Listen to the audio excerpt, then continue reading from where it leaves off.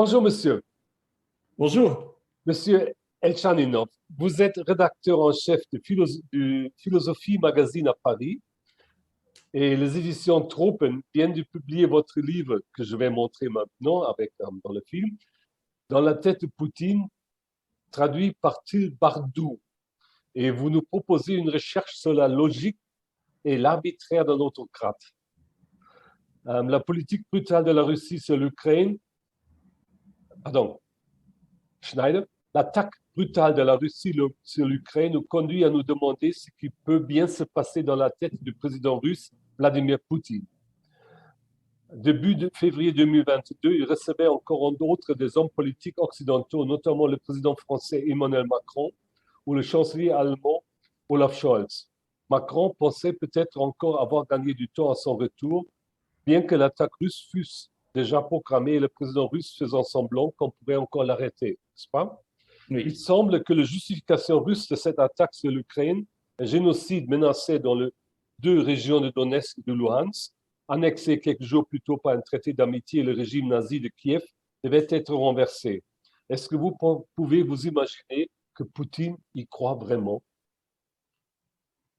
Je crois que Poutine est un homme politique qui a grandi dans l'Union soviétique et que toute sa pensée, sa manière de penser a été imprégnée par finalement la vision du monde soviétique dans lequel on pouvait travestir la réalité de manière quotidienne, c'est-à-dire que l'idéologie marxiste-léniniste, l'idéologie soviétique était une manière de transformer le réel, d'utiliser des mots soit dans un sens différent, soit carrément de totalement travestir la réalité par des mots. Et je crois que Vladimir Poutine a gardé de sa formation soviétique cette tendance dans des situations qui lui sont utiles, de transformer le réel, voire de renverser complètement le sens des mots. Et c'est vrai que quand il a essayé de justifier l'agression russe en Ukraine en disant qu'il s'agissait de défendre des populations civiles du Donbass contre des nazis, des néo-nazis ukrainiens, il y avait quelque chose de fantasmagorique.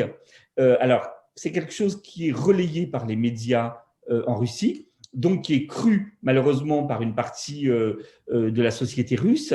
Donc c'est une sorte de mythologie collective dans laquelle Vladimir Poutine a voulu plonger son pays. Est-ce qu'il y croit personnellement?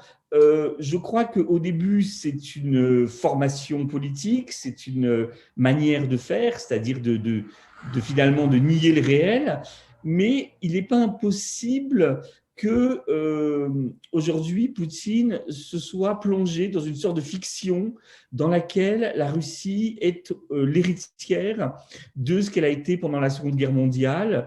Et j'ai l'impression, en écoutant les discours que Poutine a fait après le déclenchement de sa guerre, qu'il se plonge dans le mythe, qu'il se plonge dans la fiction et je ne sais pas s'il y croit vraiment au fond, je n'en ai aucune idée, mais en tout cas, il rejoue la scène de la libération de l'Europe par l'armée soviétique contre le nazisme. Il le rejoue et il veut que tout son peuple y croit. Alors, pendant mes études de sciences politiques à Bonn, j'ai bien appris qu'il faut, dans les relations nationales, et justement notre professeur Jacobsen a fait à l'époque un grand tableau avec les perceptions Est-Ouest. Il faut se mettre à la place des dirigeants Est pour comprendre tout cela. Et je me rappelle encore très très bien ce grand tableau qu'il a fait, parce que c'était la guerre froide à l'époque. Et cet élargissement de l'OTAN, est-ce que les Russes l'ont perçu comme une menace?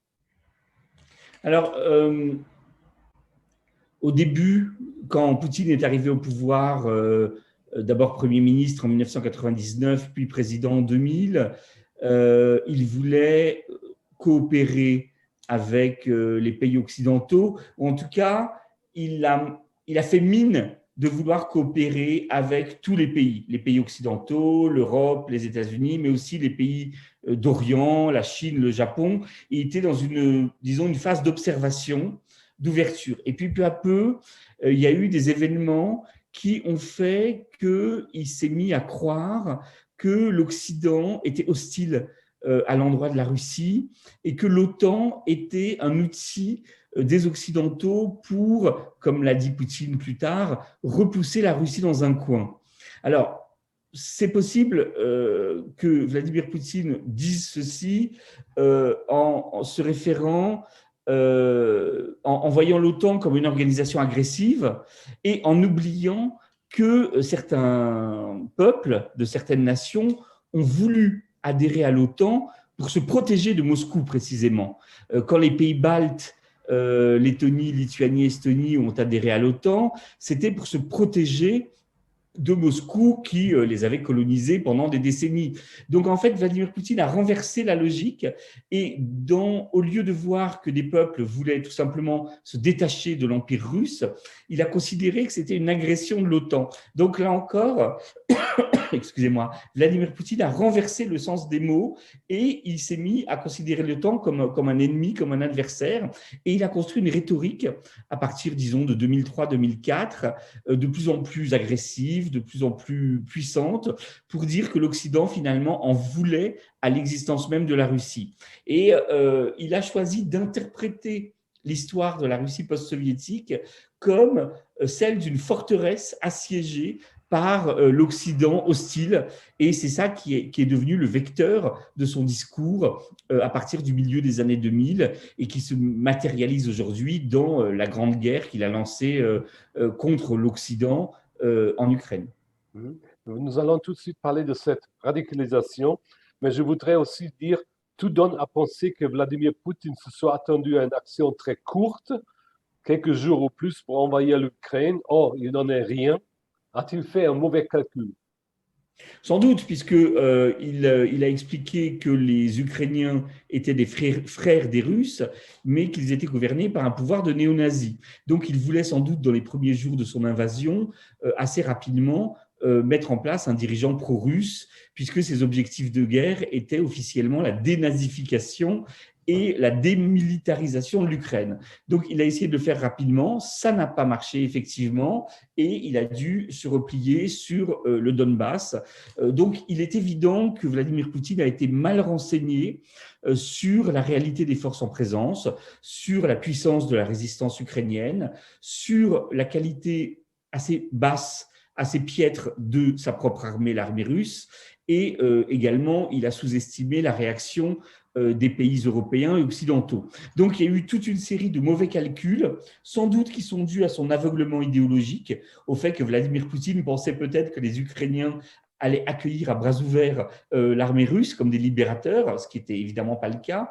Et donc, il y a effectivement toute une série de mauvais calculs qu'il a fait. Je pense que l'une des raisons, c'est, outre le fait qu'il a été mal renseigné par les services de renseignement, c'est qu'il a cru à son idéologie. Il a cru effectivement que les Ukrainiens allaient bien l'accueillir et donc il a dû changer de tactique et même de stratégie. Aujourd'hui, essayer de s'emparer de régions plus modestement, si j'ose dire, dans l'est du pays, dans le Donbass. Avez-vous une idée pourquoi le chef du Kremlin est prêt à accepter tant de morts civiles, évidemment aussi de morts militaires aussi, soldats, au risque que ce soit des crimes de guerre? Là encore, je crois que la réponse est à trouver dans l'idéologisation, voire peut-être la fanatisation idéologique de Vladimir Poutine, qui considère que la Russie est en train de rejouer la Seconde Guerre mondiale, et donc que dans le souvenir des Russes, la Seconde Guerre mondiale a été une guerre sanglante et très violente. Et donc je crois que Vladimir Poutine aujourd'hui est prêt à assumer le risque de beaucoup de morts civiles au nom justement de ce mythe de la Seconde Guerre mondiale qu'il a envie de rejouer aujourd'hui. La question clé, comment un président comme Vladimir Poutine a-t-il pu se radicaliser à ce point de déclencher une guerre si meurtrière? Pour reconstituer l'évolution de cet autocrate, ce sont presque tout votre livre qui est fascinant à lire, qui a manifestement préparé de longue date et de manière ciblée la guerre en Ukraine.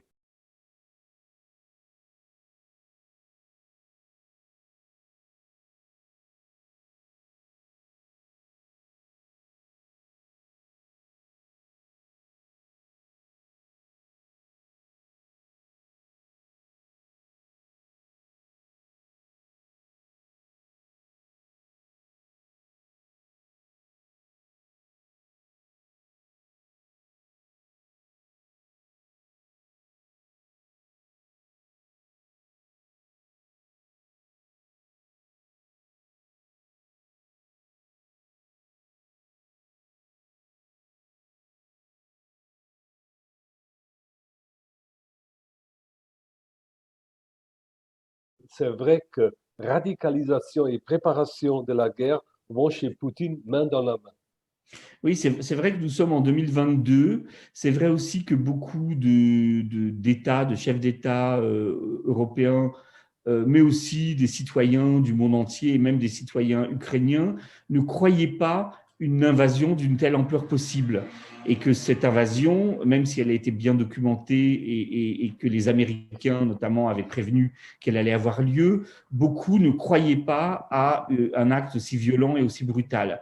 Et c'est là où justement, quand on lit les discours de Poutine, ce qui a été ma méthode pour essayer de reconstituer l'idéologie du poutinisme depuis 2000, eh bien, on voit que progressivement, Vladimir Poutine met en place tout le socle idéologique qui justifie son invasion de l'Ukraine. Il a expliqué que la Russie était un pays encerclé par les pays occidentaux, que l'Occident était d'une civilisation radicalement différente de la civilisation russe. Il a expliqué que les Ukrainiens étaient un peuple frère, mais gouverné par des néo-nazis. Et ça, il le dit depuis plusieurs années. Et donc, en fait, tout le socle idéologique qui a permis de justifier cette guerre était en place depuis de nombreuses années. Et donc, il ne restait plus à Vladimir Poutine qu'à préparer concrètement cette invasion, ce qu'il a fait pendant un an, à partir du printemps 2021, en massant des troupes aux frontières de l'Ukraine, en lançant un ultimatum à l'OTAN, afin d'avoir une justification, disons, plus pratique de son invasion. Mais ce qui est vraiment frappant, c'est que quand on lit les discours de Poutine, quand on voit à quel philosophe il se réfère dans ses discours, à quelle source culturelle il va puiser, on se rend compte que tout l'appareil idéologique était déjà présent depuis plusieurs années. Donc, malheureusement, cette guerre n'est que la suite idéologique de ce qu'il dit depuis de nombreuses années. Vous citez plusieurs auteurs dont les écrits sont devenus le livre de chevet de Poutine. Les a-t-il cherchés pour étayer son idéologie ou est-ce que les auteurs l'ont inspiré au fur et à mesure de sa lecture? C'est difficile à savoir parce que on a beaucoup de mal à savoir finalement ce que lit Poutine, ce que pense véritablement Poutine. Poutine, c'est un homme de communication, c'est un homme qui est un ancien agent secret pour qui la communication, l'apparence est fondamentale. Donc, c'est très difficile de savoir ce qu'il pense au fond de lui. Ce qui est certain, c'est que depuis le milieu des années 2000, il cite certains philosophes. Il cite, par exemple, depuis à peu près 2005, un philosophe russe du XXe siècle qui s'appelle Ivan Ilyin, qui lui a peut-être été conseillé par le célèbre cinéaste russe Nikita Mikhalkov, qui a consacré des documentaires à ce philosophe. Et il est certain que Poutine le cite régulièrement et qu'encore en automne de 2021, il disait que ce livre de Ilyin, qui s'appelle Nos missions, en russe Nash Zadachi, était toujours sur sa table de nuit, sur son étagère. Donc Vladimir Poutine, sans doute, a fréquenté certains auteurs et a emprunté des phrases, des chapitres qui lui semblaient, disons, concorder avec sa propre vision du monde. Un exemple, Ivan Ilyin, donc un philosophe russe émigré qui a vécu en Allemagne et en Suisse au XXe siècle, essayait d'imaginer ce que pouvait être une Russie post-communiste, libérée du communisme. Eh bien, il a écrit des choses qui sans doute ont frappé Vladimir Poutine, puisqu'il a dit que la Russie post-communiste devrait être dirigée non pas par un représentant démocratique comme en Europe occidentale, mais par un guide qui sache s'opposer à l'Occident, qui protège l'Ukraine des volontés d'hégémonie occidentale et qui finalement deviennent une sorte de grand leader national. Et donc, quand on lit ces pages d'Ivan Ilyin, effectivement, on voit que Vladimir Poutine a pu sans doute s'inspirer de ce philosophe pour essayer de dessiner une forme de post-démocratie dans lequel il y a un guide qui reste au pouvoir très longtemps, qui dirige son pays d'une main de fer et qui est prêt à aller jusqu'à la confrontation avec l'Occident pour, disons, sauvegarder l'espace russe. Donc, effectivement, il y a, si ce n'est inspiration, du moins instrumentalisation ou utilisation de certains penseurs et philosophes russes pour, disons, apporter de l'eau au moulin de l'idéologie qu'il professe depuis déjà plusieurs années. Dans votre livre, vous interprétez les décisions du dictateur qui, ayant été plus ou moins libéral, s'est transformé en conservateur dur et impérialiste en allant sur ce chemin de la voie russe. Qu'est-ce que c'est cette voie russe? Alors, la voie russe, c'est, disons, l'idée selon laquelle une civilisation russe s'oppose aux grandes caractéristiques de la civilisation occidentale. Alors, c'est une idée qui a existé dans la philosophie russe au XIXe siècle notamment, avec un courant qu'on appelle les slavophiles, qui considéraient que la Russie… C'est un long chapitre dans votre livre. Tout à fait, qui porte en elle, la Russie porte en elle des traits civilisationnels qui la distinguent de l'Occident, plus de collectivisme, plus de religiosité orthodoxe, le refus de la bourgeoisie, le refus de l'individualisme, excusez-moi, le refus du droit, qui ferait l'originalité de la nation russe. Et Vladimir Poutine a sans doute également lu un penseur slavophile de la deuxième génération, qui s'appelle Nikolai Danilevski, qui, dans un livre qui s'appelle La Russie et l'Europe, essaie de montrer que la Russie et l'Europe sont structurellement adversaires, parce qu'ils ne partagent pas les mêmes valeurs, ils ne partagent pas les mêmes sources d'inspiration. Et aujourd'hui, vous avez par exemple le patriarche de l'Église orthodoxe Cyril, qui explique que la guerre menée par la Russie en Ukraine est une guerre métaphysique, puisque la Russie voudrait, disons, résister contre ce qu'on appelle en Russie, dans les cercles du Kremlin, la culture homosexuelle.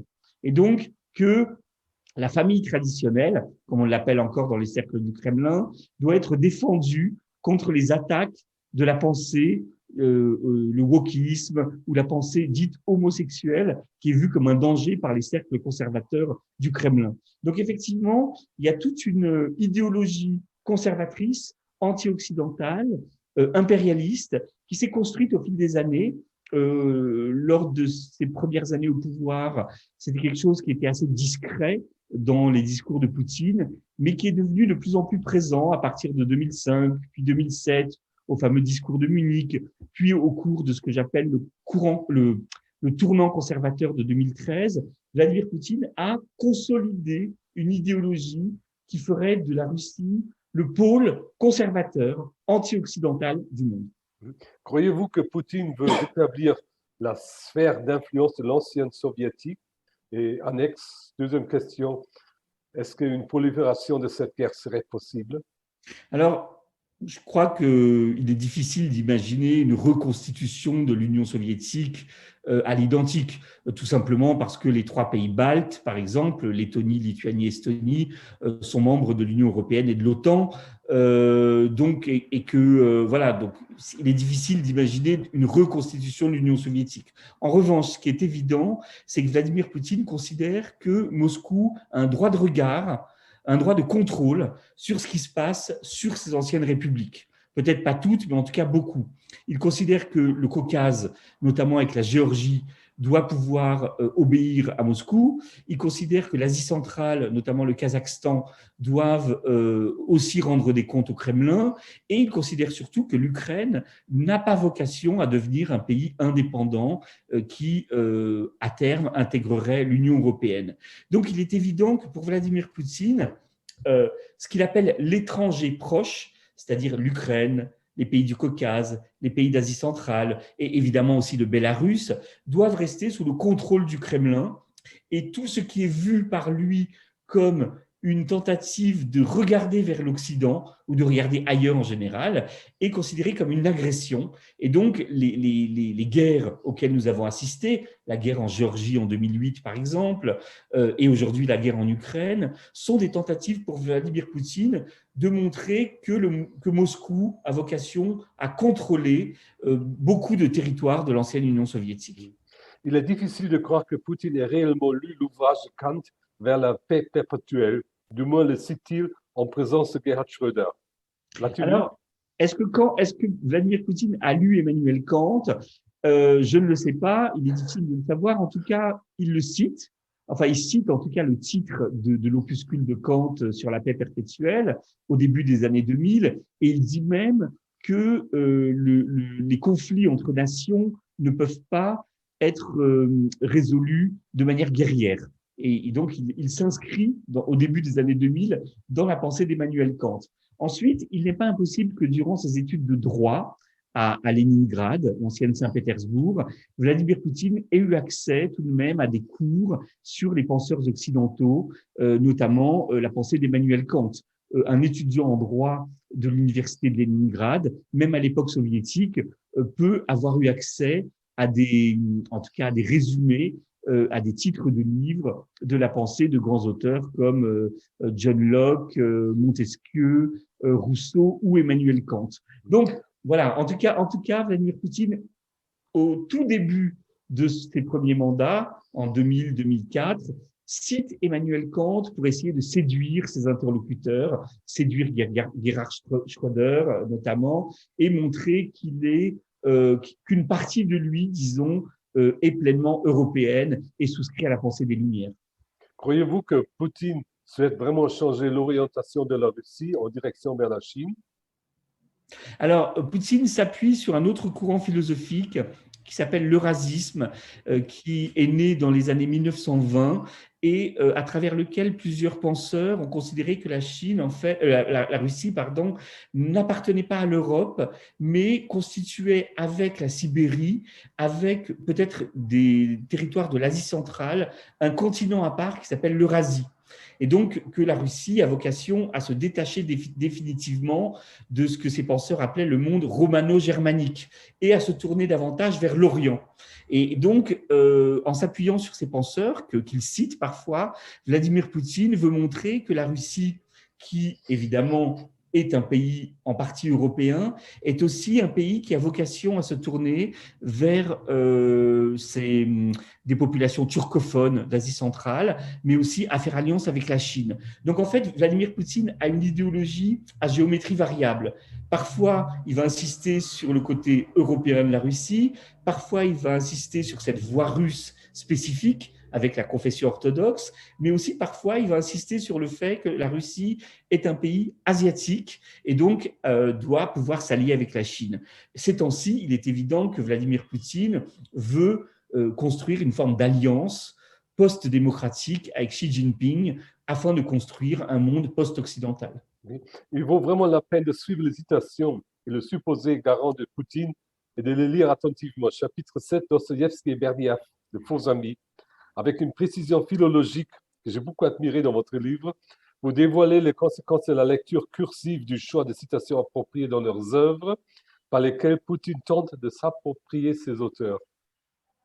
Alors effectivement, Vladimir Poutine parfois se reconnaît une véritable proximité avec des philosophes comme Ivan Ilyin, dont nous avons parlé. Et c'est vrai qu'Ivan Ilyin était un penseur non démocrate, anti-occidental. Donc là, il y a vraiment disons, une cohérence pour Poutine à citer Ivan Ilyin. En revanche, Poutine cite parfois des auteurs qui sont beaucoup plus éloignés de lui. Il prétend beaucoup aimer le grand philosophe russe du début du XXe siècle, Nikolai Berdyaev. Oui. Il le cite, mais il le cite mal.